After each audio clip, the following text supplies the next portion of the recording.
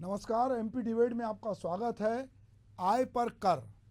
दरअसल एक कहावत है कि देर आयत दुरुस्त आयत।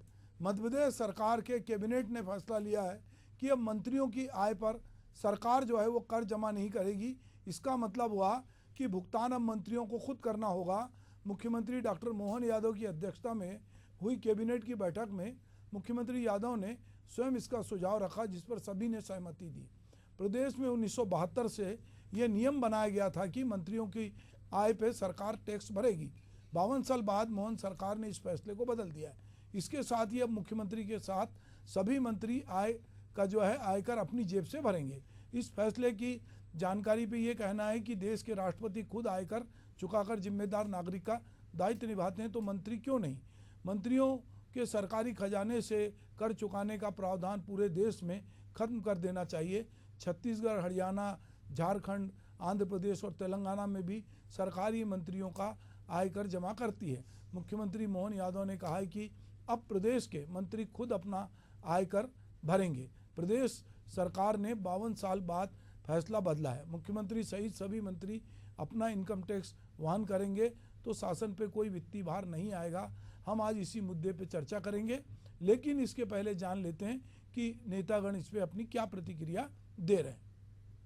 यशस्वी मुख्यमंत्री डॉक्टर मोहन यादव जी ने मंत्रिमंडल के सामने एक सुझाव दिया कि जो मंत्रिमंडल के सदस्यों को वेतन भत्ता मिलता है उस पे लगने वाला इनकम टैक्स राज्य सरकार भरती थी। माननीय मुख्यमंत्री जी ने प्रस्ताव रखा सभी मंत्रियों के समक्ष कि यह अधिनियम के माध्यम से राज्य सरकार मंत्रियों के भत्ते पर लगने वाला इनकम टैक्स राज्य सरकार भरे। आज मंत्रिमंडल ने निर्णय लिया कि इस अधिनियम की कंडिका को हम समाप्त कर देंगे और सारे मंत्रीगण जो मिलने वाला भत्ता है उसका इनकम टैक्स स्वयं भरेंगे। देखिए 20 साल लग गए इस फैसले को आने में। 20 साल पहले शिवराज की तत्कालीन मुख्यमंत्री शिवराज सिंह चौहान जी को देखना था कि मध्य प्रदेश लगातार कर्ज से डूबा जा रहा है।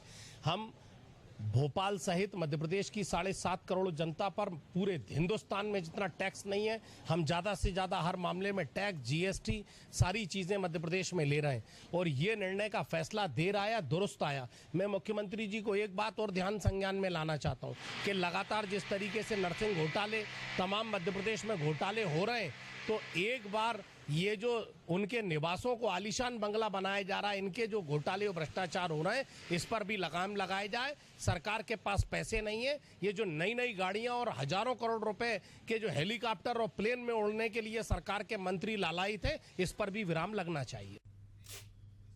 जी, तो मंत्रियों के द्वारा जो बहुत सारा पैसा अनाप शनाप अलग अलग जगह खर्च किया जाता है, कुछ घोषित होता है, कुछ अघोषित होता है। कोई भी विधायक मंत्री क्यों बनना चाहता है और इतनी कवायद क्यों होती है और अचानक मंत्री बनते हैं, उसके बंगले में भीड़ क्यों लग जाती है, उसके पोस्टर पूरे शहर में पट क्यों जाते हैं, ये कहाँ से होता है, ये कौन लोग हैं जो ये सब करते हैं और वो कौन सी गाड़ियाँ उनके बंगले में 20-20, 25-25 गाड़ियों का काफिला खड़ा होता है, तो ये गाड़ियाँ कहाँ से आती हैं, क्या ये विभाग का प्रावधान है।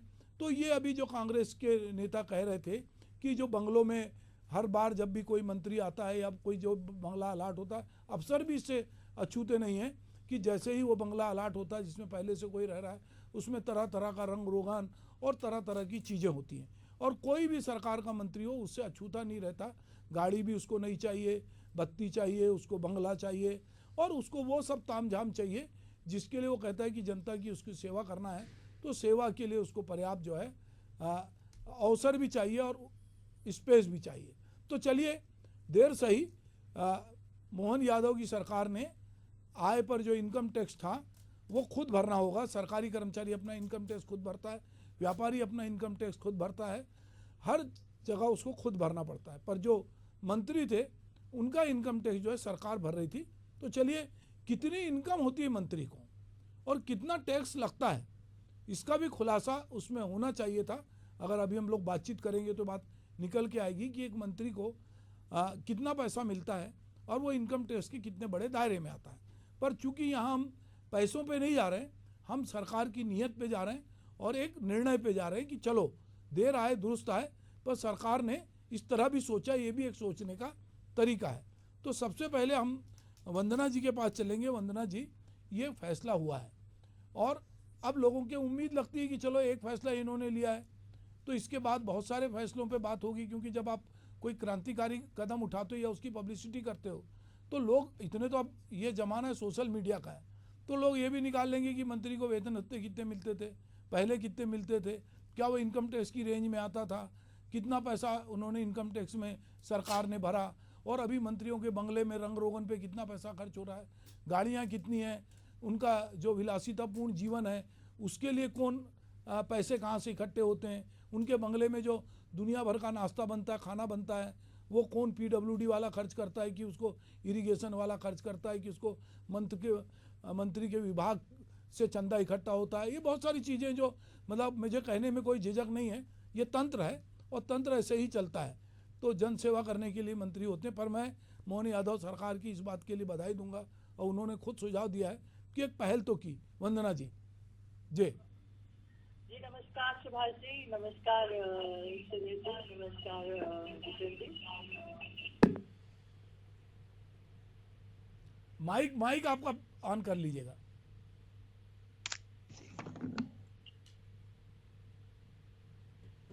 जी हाँ वंदना जी,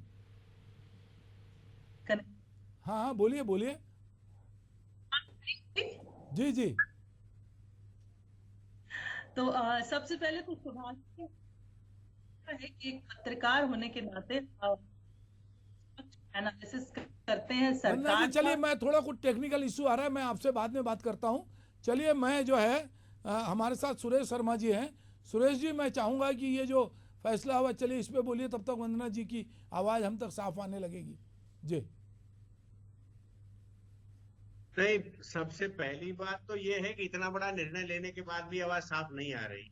आवाज को ठीक से आना चाहिए, ये बात सही है। चलिए, पर मैं ये कहता हूं कि एक बहुत बड़ा निर्णय हुआ है जी। और इस निर्णय को मैं एक शुरुआत के रूप में मानता हूं कि मंत्रियों को और अन्य जो विधायक यानी जनप्रतिनिधियों को जो सुविधाएं देने की परंपरा जो होड़ मची थी, उसमें कहीं न कहीं कुछ उल्टा गेयर डल रहा है। ये एक अच्छी बात है।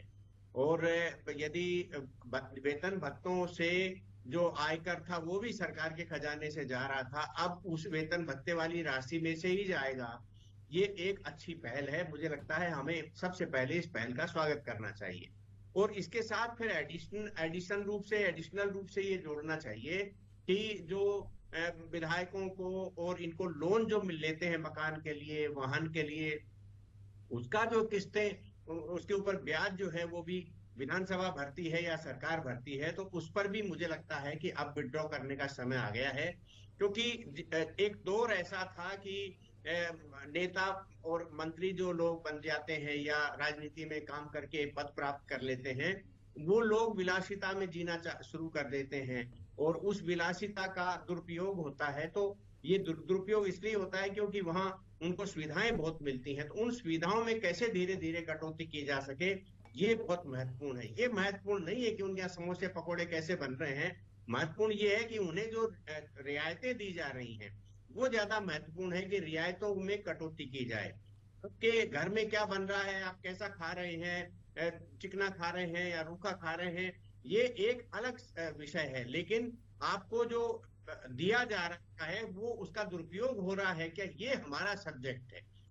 मैं ये मानता हूं कि, और हमने कई बार ये कहा है कि आप रात के अंधेरे में चुपचाप अपना वेतन बढ़ा लेते हैं, लेकिन आप कर्मचारियों का वेतन नहीं बढ़ते, वेतन आयोग नहीं बनाते, दूसरे जो लोग हैं वो इन सब चीजों की प्रतीक्षा कर रहे हैं लेकिन आप बढ़ा लेते हैं, आप अपने भत्ते बढ़ा लेते हैं, ये जो सुविधाएं आप बटोरने का काम करते रहते हैं। लेकिन पहली बार ऐसा हुआ है कि मिल रही सुविधाओं में कटौती प्रारंभ हुई है। मैं इसको थोड़ा सा और आगे बढ़ाऊं तो एक लाइन में ये कह सकता हूं कि 4 दिन पहले ही हम सब लोगों के पास एक खबर आई थी, असम सरकार ने भी कुछ इस प्रकार के निर्णय लिए हैं। तो कुछ चीजें ऐसी हैं जो बहुत सकारात्मक हो रही है। एक और मैं आपको संकेत दूं, मुझे मिली है लेकिन मैं उसकी पूरी तौर पर पुष्टि नहीं कर पाया जो आपने जिस शैली में कहा उस शैली की बात है ये, कि सबसे बड़ा स्रोत जो होता है आय का वो होता है आबकारी विभाग और आरटीओ यानी परिवहन विभाग।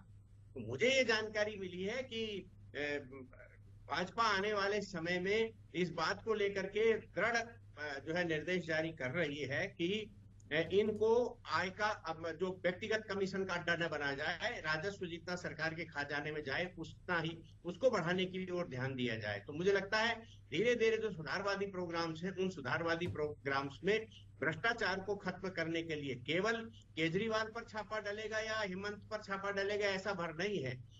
दूसरी जो आपकी सत्ता है वहां भी सोर्स ऑफ इनकम जो अवैध है उनको काटने के लिए बराबर पैरेलल काम चल रहा है। ऐसे में यदि मोहन यादव जी ऐसा निर्णय लेते हैं तो उनकी निश्चित रूप से प्रशंसा की जाना चाहिए, बिना कुछ एडिशन इफ बट जोड़े हुए उनकी प्रशंसा की जाना चाहिए। ठीक है शर्मा जी। चलिए वंदना जी, मैं आप पास आता हूँ। यही निर्णय जो हुआ है और जो बातचीत हम कर रहे थे उसी को आप थोड़ा आगे बढ़ाइएगा। देखिए सुभाष जी, मेरी आवाज आ रही है? हाँ जी जी। देखिए सुभाष जी, जैसा आपने कहा, जैसा सुरेश जी ने कहा, सबसे पहले तो भारतीय जनता पार्टी के प्रवक्ता होने के नाते मैं धन्यवाद देती हूँ कि मुख्यमंत्री डॉक्टर मोहन यादव जी की सराहना और हमारी पार्टी के निर्णय की सराहना आज हर व्यक्ति कर रहा है। कहीं ना कहीं मुझे लगता है मुख्यमंत्री डॉक्टर मोहन यादव जी मध्य प्रदेश के लिए एक बहुत शुभंकर मुख्यमंत्री हैं। जिस प्रकार से उन्होंने जो संवेदनशील निर्णय लिए हैं, उसके अलावा ये जो खर्चों में कटौती करना, ये इस प्रकार का जो निर्णय उन्होंने लिया है ये भी एक बहुत बड़ा निर्णय है अपने आप में। कोई भी मुख्यमंत्री इस प्रकार का निर्णय लेने से पहले सारे अपने जो मंत्रिमंडल है उस पर विचार विमर्श कर ही वो निर्णय लेता है, लेकिन फिर भी कहीं ना कहीं किसी न किसी पॉइंट पर आकर चीजें वहां पर पेच फंस जाते हैं। लेकिन मुख्यमंत्री डॉक्टर मोहन यादव जी जो हमारे एक्शन वाले सीएम हैं, वो जो कहते हैं वो करके दिखाते हैं। उन्होंने कहा कि हम अपने जो राजस्व है या जो हमारा खजाना है उसमें हम उसमें बढ़ोतरी करने की कोशिश करेंगे। तो उसके लिए उन्होंने ये निर्णय लिया कि इनकम टैक्स जो है, आयकर जो है, मंत्रीगण और मुख्यमंत्री जी वो स्वतः अपना इनकम टैक्स भरेंगे। तो ये एक अपने आप में बहुत बड़ा निर्णय है, कहीं ना कहीं खजाने को भरने के लिए। खजाने से जो पैसा है वो जनता के कल्याण में जाए, जनता के हित में लगे। ये कहीं ना कहीं जनप्रतिनिधि के रूप में भी एक बहुत बड़ा निर्णय है। दूसरी चीज आप ये देखिए जी जितेंद्र जी, कांग्रेस जो है ये काम आप कह सकते हैं कि साहब अभी तो हम 18 साल से इधर सत्ता में नहीं थे और पहले हम सत्ता में रहे, पर एक निर्णय हुआ है जिसको मोहन यादव ने सुझाव दिया और उसको निर्णय में तब्दील किया है। ठीक है कि ये आगाज़ है, अभी इसमें बहुत सारी चीज़ें होना है। आप बोल सकते हैं कि बहुत सारी चीज़ें इसमें शामिल होना चाहिए, पर ये निर्णय को आप किस तरह से देखते हैं? निश्चित तौर पर सुभाष जी, मुख्यमंत्री का फैसला सराहनीय फैसला है। हम लगातार इस पर बोलते रहे हैं कि तनख्वाह पर आयकर जो आता है उसको संबंधित मंत्री को वहन करना चाहिए, लेकिन सरकार ने हमारी बात नहीं सुनी। लगातार हम इस बात का प्रयास करते रहे कि जो लग्जरी गाड़ियां मध्य प्रदेश सरकार खरीद रही है मंत्रियों के लिए, उस पर रोक लगाई जाना चाहिए, क्योंकि आप जनसेवक हैं, आप कोई सम्राट नहीं है। आपको जनता की सेवा के लिए चुना गया है जनता के द्वारा और आपको उसी के तहत निर्णय लेना है। निश्चित तौर पर यह फैसला सराहनीय है, स्वागत योग्य है। मंत्रियों के बंगलों पर जो करोड़ों रुपए खर्च हो रहे हैं लग्जरी के लिए और साज सज्जा के लिए, उस पर भी रोक लगना चाहिए। एक साधारण कार्यकर्ता, एक साधारण विधायक के तौर पर मंत्री का आचरण भी होना चाहिए। और इस बात को मुख्यमंत्री के रूप में शिवराज सिंह चौहान ने अपने मंत्रियों को एक सुझाव भी दिया था कि आप भले अंदर से कुछ करते हैं लेकिन बाहर से आपके जीवन सादगीपूर्ण होना चाहिए। हम भी इसको मानते हैं कि निश्चित तौर पर आपका जीवन ऐसा ना हो कि बहुत ज्यादा लग्जरी से गिर जाए। अभी मोहन सरकार का फैसला कि लग्जरी गाड़ियां खरीदना है, बंगलों पर करोड़ों रुपए की साज सज्जा करना है, मुझे लगता है इस पर भी रोक लगना चाहिए, क्योंकि मध्य प्रदेश की इकोनॉमी, मध्य प्रदेश की स्थिति यह नहीं है। लगातार कर्ज ले रही सरकार और इस तरीके से अपव्यय करे उस पैसे का जो जनता की गाड़ी कमाई से आता है। बहुत ही सराहनीय निर्णय है, मैं स्वागत करूंगा इस निर्णय का और अपेक्षा करूंगा मोहन यादव जी से कि ये जो लग्जरी गाड़ियां खरीदने की सरकार की प्लानिंग है, इस पर भी रोक लगाई जाए। ये जो करोड़ों रुपए मंत्री साज सज्जा में व्यय कर रहे हैं, इस पर भी रोक लगाई जाए। और इस प्रदेश में चूंकि आर्थिक संकट है, ये प्रदेश लगातार हर हफ्ते कर्ज ले रहा है, इस पर रोक के लिए निश्चित तौर पर शुरुआत मंत्रिमंडल से होना चाहिए। और ये जो अफसरशाही, ये अफसरशाही के अगर आप आगे घुटने टेक देंगे तो निश्चित तौर पर मान के चलिए सुभाष जी, कहीं ना कहीं ये अफसरशाही इस तरीके के शौक रखती है और वो आपको भी इस तरीके के शौक रखने पर मजबूर करती है। इसलिए बहुत जरूरी है कि अफसरशाही पर भी तानाशाही लगाई जाए, रोक लगाई जाए इसकी तानाशाही पर। जी, तो जितेंद्र जी आप कह रहे हैं कि अफसरशाही जो है उसकी भी जो वो अफवाह करती है या उसकी जो प्रवृत्ति है उस पर रोक लगना चाहिए। मैं वंदना जी के पास चलूँगा। वंदना जी, ये बात जितेंद्र मिश्रा विपक्ष में होते हुए मुख्यमंत्री के इस कदम की सराहना कर रहे हैं, पर उन्होंने कुछ चीज़ें कही है। हम लोग निश्चित रूप से मीडिया में हैं तो रोज़ हम देखते हैं कि किस तरह का एक प्रभा मंडल किसी मंत्री के बनते ही गढ़ा जाता है। कुछ प्रभा मंडल उनके लोग फॉलोअर लोग गढ़ते हैं, कुछ जो है सरकारी पैसे से भी बहुत सारा प्रभा मंडल गढ़ा जाता है। और वो प्रभा मंडल गढ़ा जाता है, उसमें उनको वो जो लोन लेते हैं उसमें भी उनको छूट मिलती है, बहुत सारी छूट मिलती है। ये बात हुई कि जो जनप्रतिनिधि है उससे लोग उम्मीद करते हैं कि उसका आचरण सादगीपूर्ण हो और वो दिखे भी, पर होता ये है कि वो उस तरह से परिलक्षित नहीं होता। तो सरकारें बदलती हैं, बंगले बदलते हैं, वहाँ का सामान कहाँ जाता है, कौन क्या करता है। अभी हम छत्तीसगढ़ की एक घटना देखें, एक मंत्री थे, उन्होंने अपना बंगला खाली किया, बाद में बहुत हल्ला मचा कि उस बंगले से बहुत सारा सामान ही ले जा लिए। इसी तरह की चीज़ें बहुत होती हैं। तो सरकार में चीज़ों का संधारण कम होता है। बहुत सारी चीज़ों की ऐसी खरीदी भी होती है जिसमें एक मंत्री के रूप में वो स्वीकृति देते हैं। अभी मैं 2-3 दिन पहले स्वास्थ्य मंत्री जी का एक इंटरव्यू ले रहा था, तो मैंने उनसे सवाल पूछा कि पिछली सरकार में 300 करोड़ की कुछ दवाएं खरीदी गई, पर उनको रखने के लिए फ्रिज व्रिज नहीं थे और वो दवाएं जो है आउटडेटेड हो गई या वो मानक दवाएं नहीं थी। तो एक मंत्री के रूप में भी ठीक है कि आप इनकम टैक्स, सरकार ने निर्णय लिया कि आप अपना इनकम टैक्स भरेंगे, पर वो जो बहुत अपव्यय होता है जिसमें कि अगर मंत्री सजग हो और विभागीय सचिव पे नज़र रखे और विभाग के प्रस्ताव पे नज़र रखे तो बहुत सारा अपव्यय। तो ये भी मुझे लगता है मोहन यादव सरकार को भविष्य में करना पड़ेगा कि किसी भी मंत्री को ये भी उनको मंत्रिमंडल में कहना पड़ेगा कि अगर किसी के भी मंत्री के विभाग में अपव्यय होता है और ये पाया जाता है कि इससे हमारे खजाने पे भार पड़ा है और इसका कोई उपयोग नहीं हुआ, तो इस बारे में भी मुझे लगता है कि आगे चूंकि उन्होंने इस तरह निर्णय लिया तो वो बारीकी से चीज़ों को देखेंगे। वंदना जी। देखिए सुभाष जी, एक कहावत है, पूत के पांव पालने में। मुख्यमंत्री डॉक्टर मोहन यादव जी ने आते साथ जिस प्रकार के निर्णय लिए हैं और कहीं ना कहीं मुख्यमंत्री जी के साथ साथ सारे मंत्रिमंडल का इसमें हामी रहती होगी। ये जो निर्णय होते हैं इसमें सारे मंत्रियों से बातचीत कर ही मुख्यमंत्री जी कोई निर्णय लेते हैं। तो अगर वो इस प्रकार के निर्णय ले रहे हैं तो जो पूत के पांव पालने में, तो आप समझ सकते हैं कि मुख्यमंत्री जी की मंशा क्या है। जो माननीय प्रधानमंत्री मोदी जी की मंशा थी वही उनकी भी मंशा है कि न खाऊंगा न खाने दूंगा।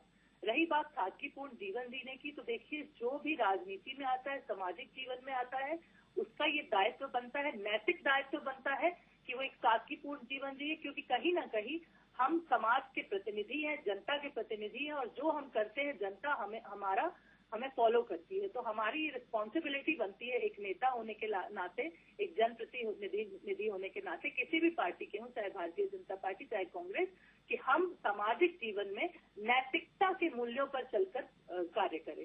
अब बाकी बात रही रंग रोगान की, या जो बेसिक नेसेसिटीज है, मंत्री अगर एक मंत्री कोई बंगला खाली कर रहा है, उसमें दूसरा शिफ्ट हो रहा है, तो उसमें जो बेसिक रेनोवेशन है वो सब चीजें अवश्य की जाएंगी।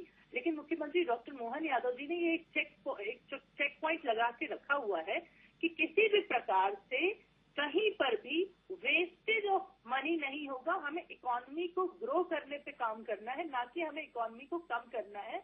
हमें अपना खजाना भरना है और उस खजाने में जो धनराशि आएगी वो जनता के कल्याण में लगाना है।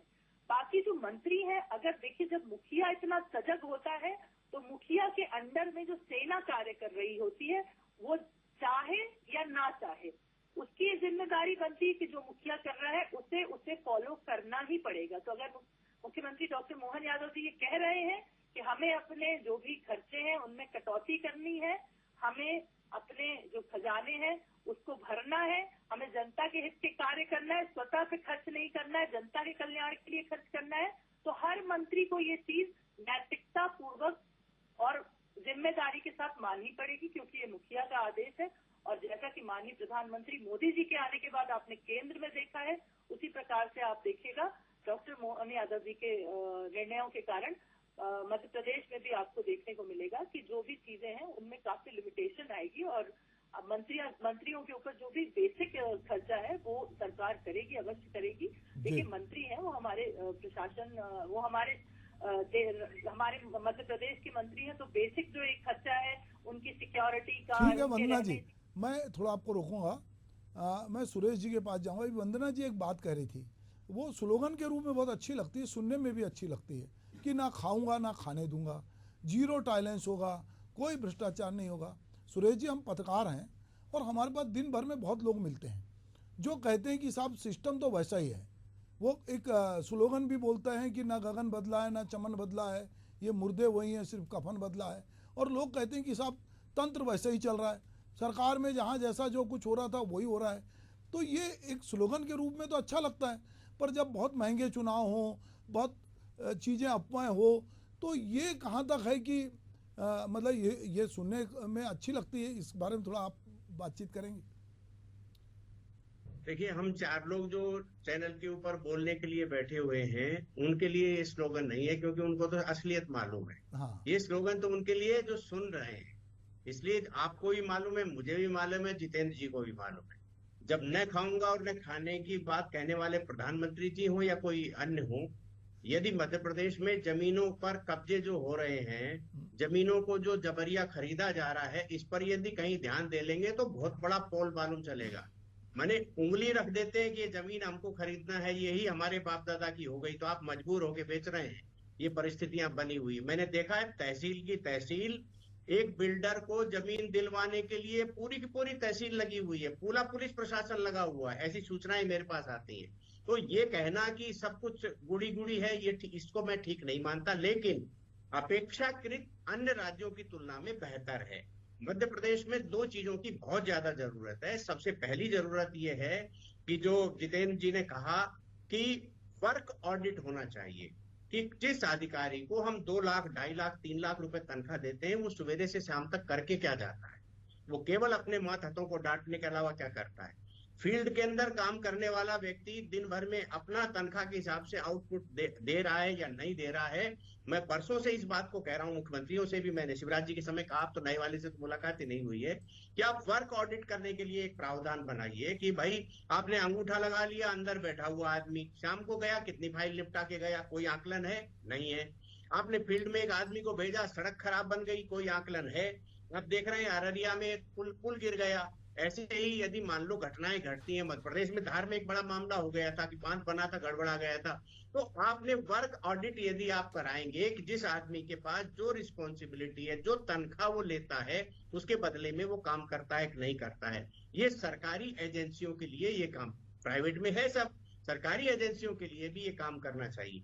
एक बात पर मैं जरूर आपके सामने एक आग्रह पूर्वक कहना चाहता हूं कि ये जो बहुत छोटी पॉलिटिक्स होती है कि हम ये कहें कि पर्दे बदल गए, केजरीवाल के पर्दे की बात नहीं कर रहा हूं मैं, करोड़ों रुपया वाले, लेकिन दूसरी जगह जब आप मकान में जाते हैं तो अपने लोग क्या है सुरेश जी, पर्दे केवल केजरीवाल के नहीं बदले, केजरीवाल खबरों में ज्यादा रहते हैं।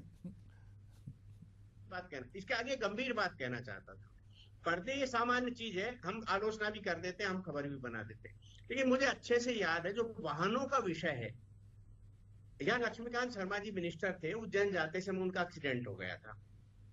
वाहन के बारे में उस समय यह तय हुआ कि भाई वाहन का मूल्यांकन होता रहे, क्योंकि जिस व्यक्ति को हमने बाहर भेज रहे हैं उसकी जान का जोखिम भी उसमें है। तो इतना सा नहीं लेना चाहिए कि एक वाहन 3 लाख का की जगह 15 लाख का खरीद लिया, 15 लाख की जगह 1 करोड़ का खरीद लिया।